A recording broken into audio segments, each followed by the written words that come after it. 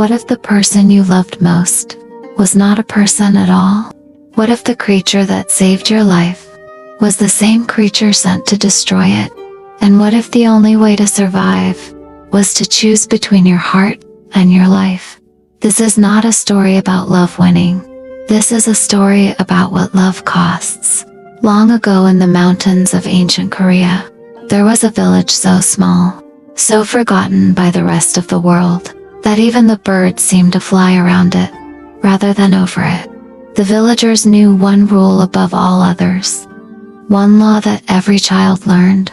Before they learned to walk, never enter the forest after dark, because in that forest, something lived, something ancient, something beautiful, something that wore the face of a fox, but moved with the hunger of a demon, a nine-tailed fox spirit, thousands of years old, who could take the shape of anything, any creature, any person, any face it chose to wear, and it was always hungry.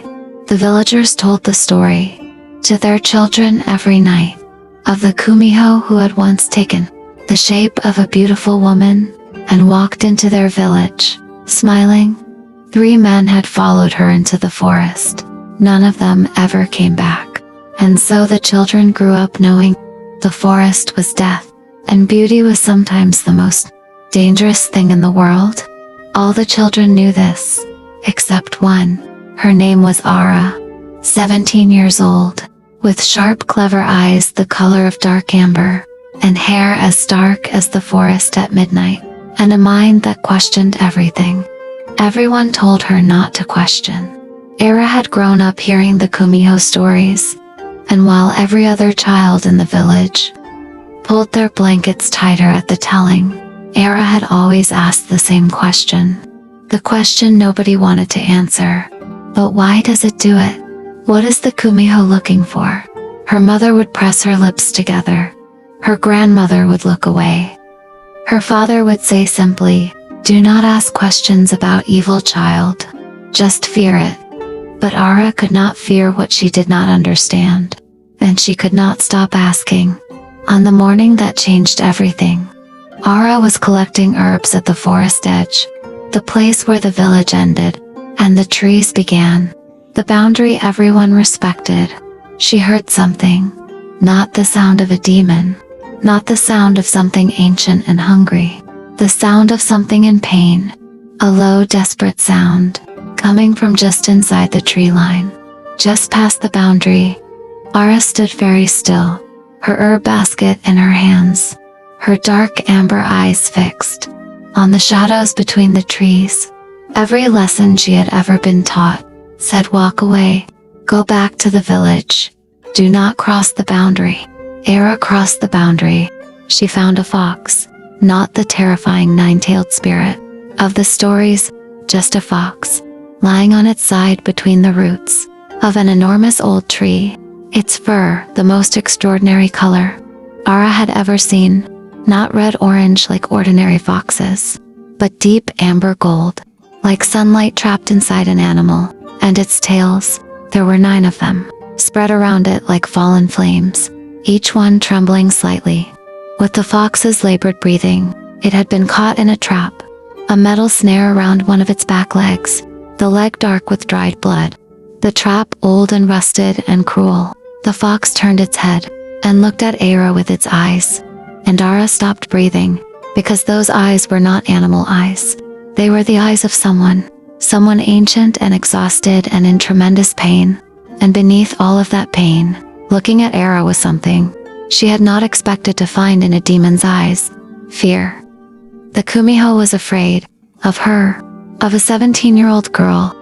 With a herb basket, Ara knelt down in the forest floor, set her basket carefully to one side, and began working on the trap. Later she would not be able to explain why she did it. She just knew that anything in that much pain deserved to have the pain stopped. It took her a long time, her fingers bleeding from the rusted metal edges, but finally the trap opened. The fox lay still, watching her with those impossible eyes, not running, not attacking, just watching. And then very slowly, it lowered its magnificent amber gold head and rested it gently on Era's knee, like trust. Like something choosing to trust. For the first time in a very long time, Era sat in the ancient forest, with a nine-tailed fox demon, resting its head on her knee, and she felt no fear at all. She came back the next day, and the day after that, and the day after that, always to the same tree, always at the same time, always with medicine for the healing leg, and food she had saved from her own meals, and always the fox was there, waiting. On the seventh day, something extraordinary happened. Era arrived at the tree, to find not a fox waiting for her, but a young man, sitting against the roots of the ancient tree, his eyes the exact same amber gold as the fox's eyes, his dark hair the exact same shade as the fox's deepest fur. He looked at her with those ancient eyes, and that young face, and said in a voice like wind through autumn leaves, "I have not taken a human form. In 400 years, I had forgotten I still could." His name was Doha, and he told her everything. Not the story the villagers told. The monster story. The demon story. His story. 400 years ago he had been something else entirely. A guardian spirit of the forest, assigned to protect these mountains by the ancient gods. But something had gone wrong. In the ancient world, a war between spirits, a corruption of power, and Doha had been changed. Twisted. His guardian nature turned inside out, into something hungry and dangerous.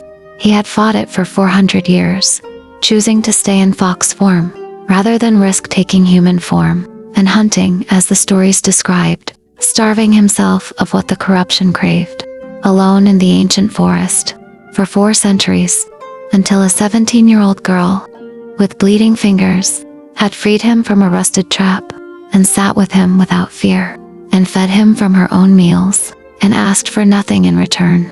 Ara listened to all of it, and when he finished, she was quiet.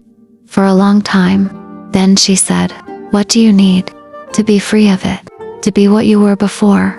Doha looked at her with 400 years of solitude in his amber gold eyes. "I do not know if that is possible." Ara looked back at him, with 17 years of refusing to accept the answer cannot be done. "Then we will find out." What followed was not easy. Nothing worth fighting for ever is. Era spent months searching through her grandmother's oldest books, the ones kept in the chest nobody was supposed to open, looking for answers. She found fragments, pieces of ancient knowledge, about guardian spirits and their corruption, about how a twisted thing could be made whole again.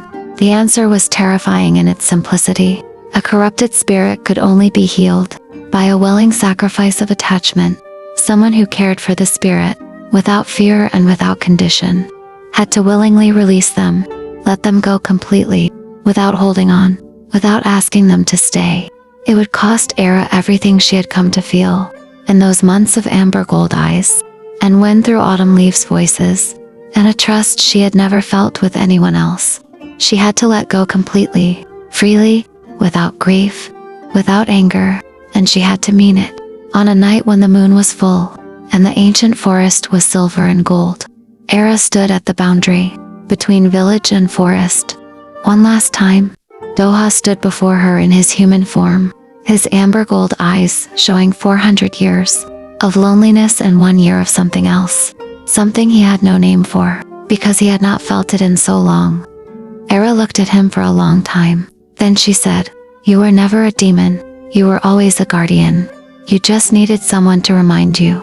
She opened her hands, released everything she was holding, every hope, every imagined future, every feeling she had grown. Over 12 months of forest meetings, she let it all go, freely, completely. The 9 tails appeared behind him, blazing with brilliant golden white light, rather than their former amber gold, the corruption leaving him, like darkness leaving a room. When a window is finally opened, Doha looked at Ara with eyes that were different now. The same amber gold but lighter, cleaner. 400 years of darkness finally lifted. He said nothing. He did not need to say anything. He bowed to her, the deepest bow of his 400 years, and walked back into the forest. Era stood at the boundary for a very long time, watching the space where he had been. Then she picked up her herb basket, squared her shoulders, and walked back to the village, carrying something she would never be able to fully explain to anyone, the knowledge that she had chosen someone else's freedom over her own happiness, and that somehow, impossibly, that felt like the right thing, the only thing, the most human thing she had ever done. And so, my dear friends, Era never saw Doha again, but every autumn when the leaves turn amber gold in the mountains, she would look toward the forest and smile, because some stories do not end with the people together. Some stories end with one person choosing the other person's freedom over their own wanting. And that kind of love, the kind that lets go completely, is the rarest and most powerful love of all. Remember this: the bravest thing you will ever do is not hold on, but let go, for the right reason. This was Mr. Claus. And if this story moved something in you, give it a big thumbs up right now. Subscribe to Mr. Claus Stories so you never miss a single tale. And tell me in the comments, could you have let go like Era did? Until next time, stay brave, stay kind, and never stop asking the questions nobody wants to answer. Goodbye for now.